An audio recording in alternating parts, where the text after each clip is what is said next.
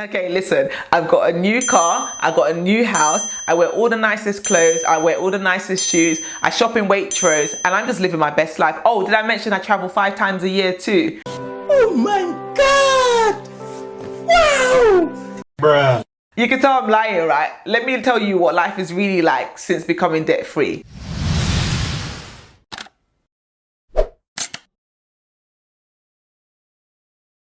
Hey guys, and welcome back to my channel. If you're new around here, thanks for stopping by. My name's Tolu. On this channel I share content all around personal finance, budgeting, frugal living, and I show you how to live your best life on a budget.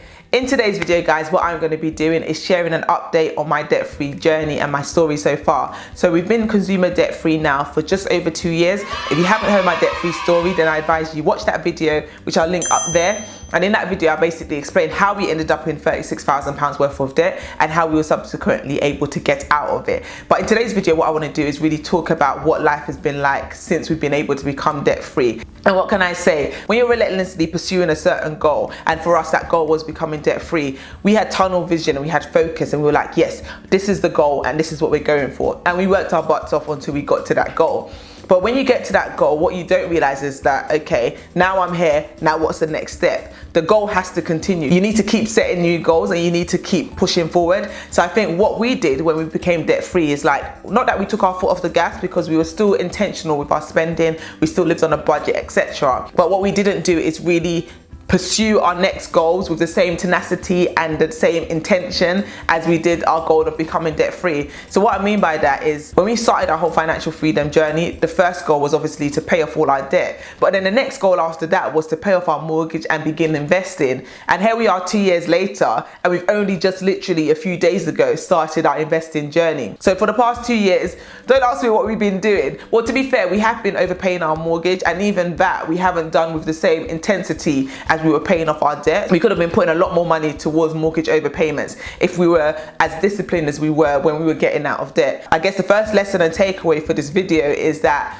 you need to keep that same energy going when you become debt free for the rest of your financial goals. So don't think that, you know, once I've paid off my debt, that's it, I've made it, I can sit back, I can relax, I can chill. No, don't do that. Keep pursuing your next financial goals, because if you don't and you take your foot off the gas, it's just going to delay you reaching that next goal in which you've set yourself. So that's definitely a lesson that we've learned kind of the hard way, I guess you can say, because 2 years down the line, while we may not be in consumer debt, and thank God we haven't got back into debt since becoming debt free, we're definitely not where we want to be financially in terms of our investing portfolio, which we should have started building over a year ago now. And in terms of the mortgage overpayments, we definitely haven't been overpaying it with the same aggressiveness that we did when we were paying off our debt. Yeah, definitely first lesson to take away from this, guys, is that be intentional with your goals and don't forget the goals even when you become debt free. It's important to still have goals in which you're working towards and goals in which you're trying to pursue and achieve.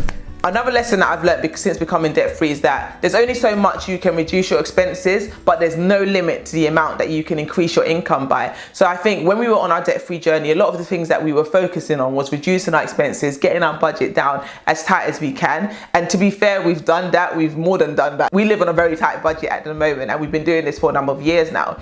But I think what we haven't done is use that same energy to pursue additional streams of income. So while I can say I have done things, and my husband has done additional things too, there's so much more that we could do if we were more aggressive with it and more intentional with our goals. I know some of you watching this could be like, I'm Tolly, don't be so hard on yourself. You've done so much already. I know I have. Like, let me not discredit any of the work that we've put in over the last couple of years. But then equally, you know yourself, isn't it? So you know how much you can do, you know how much you're capable of, and you know how much capacity that you're currently performing at. And I know for myself, if I'm honest with myself, my output hasn't been at 100 when it could have been a lot of the times. Obviously we have our good and bad days. There's days in which we can do more and there's days that we can do less, but overall, if I'm honest, I probably operate at 50% of my output ability. I mean, if I take Vlogmas for example, this is what, day 10 of Vlogmas now, and I put a video out every single day this week. While I know it's not realistic for me to say I can do that every day for the whole year, but it just goes to show that when you set yourself a bigger goal and you're intentional with doing that goal, you can achieve so much more, and there's so much more that you can bring to the table. But I feel like when you set the goal here, you're going to perform here anyway, whereas if you set the goal up there and you perform there, you're going to get more out of it, if that makes any sense. So yeah, that's definitely something I've learned on this debt-free journey, and this is something I'm going to take with me into the new year. It's that making additional streams of income needs to really be a priority, and I need to pursue it more aggressively. Another lesson that I've learned since becoming debt-free is that it doesn't end when you become debt-free. And when I say it doesn't end, I'm referring to your mindset and your attitude and your beliefs towards money. Like, don't think when you become debt-free, that's it, now I can go back to doing things that I was doing before, I can go back to living my best life. No. The reality is you need to keep doing what got you to where you are today. Otherwise, you're going to end up finding yourself back where you started. So it's a continual thing. It's a continuous thing. It doesn't end when you reach that debt-free goal. You just need to continue with that mindset and that attitude towards money, using money as a tool and not letting money define you, not letting money rule you, getting in control of your money and not letting it control you. All these things and all these principles that got us to our debt-free goal, we need to continue to do it even after becoming debt-free. Taking your foot off the gas just for a season, for a month, for 2 months, it has adverse effects on your finances. So I know for myself, this last year, if I look back over these last 12 months, my budgeting hasn't been 100 as it was when we were getting out of debt, and it's definitely showing in our bottom line at the end of this year. So whatever you are doing to get yourself out of debt, keep doing that when you become debt free. Don't take your foot off the gas. Don't get too relaxed. Don't get too complacent. Don't think that you've arrived, because at that moment where you think you've arrived, that's when you're going to see yourself rolling backwards, and yeah, God forbid, you end up back in debt again. I don't want that for you, and I'm sure you don't want that for yourself. So the principles that you apply to your finances to get out of debt,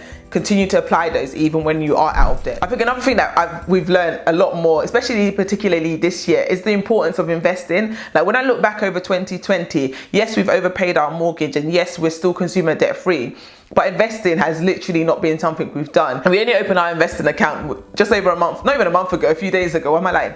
We only literally opened our investing account a couple of days ago. So we've missed out on the power of compounding for the last 2 years. Now, if we were investing at the same time we were paying off our mortgage, we'll have a portfolio that we can now speak about today. But do you know what? There's nothing you can do about the past. You can't go back and undo the last 2 years of not investing. But best believe the next couple of years, I'm going to be investing quite aggressively. So our priorities financially are going to be overpaying our mortgage and investing. Okay, another important lesson that I've learned on this debt-free journey, or should I say since becoming debt-free over the last couple of years, is that it's one thing, yeah, when you don't have the money, when you can't afford to do something, it's so easy to say no. Well, actually, tell a lie, it's not. But when you're on a debt-free journey and you're like, nah, I'm tunnel vision, this is what I'm trying to do, I'm focused on this goal, and all the money, all the extra money you have is going towards me getting out of debt. When you have that tunnel vision and you have that focus, it's easier to say no to people. It's easier to say no to external pressures and things that are vying for your finances. But when you are debt free and you now know that, okay, I don't have any more debt, nobody's coming to chase me for money that I owe them. This money I have, I can put it towards saving, investing, my future goals, but I can also spend this money. You actually have money that you know you can spend if you want to. Having that discipline and that willpower to say no to yourself when the money is there, mate, that is not easy. It is so hard to do. It's actually so much harder than it is when you're paying off the debt, because it's one thing when the money's not there and you can't afford to do something. But when the money is there, it's sitting there in your bank and you're thinking, I want to buy these shoes. I want to buy a new wig. And you're thinking, the money's there though, I can afford to buy this. Why don't I need to treat myself? YOLO, YOLO. And all these things are calling you, making you want to spend money. You have to say to yourself, no, because I have a bigger financial goal. Mate, that is very difficult to do, and it's something that I have to continually train myself to do on a month-by-month basis, because it's not easy. It's so hard, in fact, at times, because you're like, oh, but why can't I buy this? I can afford to do this, I can afford to do that. Let me just treat myself. Let me just treat myself. And yes, you should treat yourself, let me not lie, especially when you're debt-free. You deserve to enjoy the fruits of your labor, but there needs to be a cap on it, and that's the issue, and that's the bit that's a struggle at times, that cap, because when, let's say for example, you have £500 left at the end of the month, saying that you're going to put £300 of that on your mortgage and £100 to your invested, and then you only have £100 left to spend as fund money, split between 5 of you, it's a hard thing to do. It is really hard to do, but equally, you just need to stay focused on your goals. As much as it is hard to do, the satisfaction that I get every month when we make those mortgage overpayments, it does trump those things I've had to say no to purchasing over the past month. So yeah, it's not easy saying no to yourself when you can afford to do things, but equally just keep your goal, your bigger goal and your financial future in mind, and you will be able to do it. Accountability is so important. I think one of the things that's helped me on my financial journey is definitely having my husband as an accountability partner. The fact that we're in this together and we hold each other accountable accountable to our financial goals, it makes this journey to financial freedom so much more doable, so much more bearable, because there can be times when there are external factors and external pressures, things vying for your money and for your attention. But when you have an accountability partner that reminds you of your goal in which you're working towards, it's easier to rein yourself back in and bring yourself back on track, which is why, yeah, it makes it so much better when you have an accountability partner. An amazing thing that I've experienced since becoming debt free is that peace. Like, you really cannot put a price on peace of mind, and you don't realize how much debt robs you of your peace until you're out of debt and you realize, oh wow, like that thing really was a big weight on my shoulder.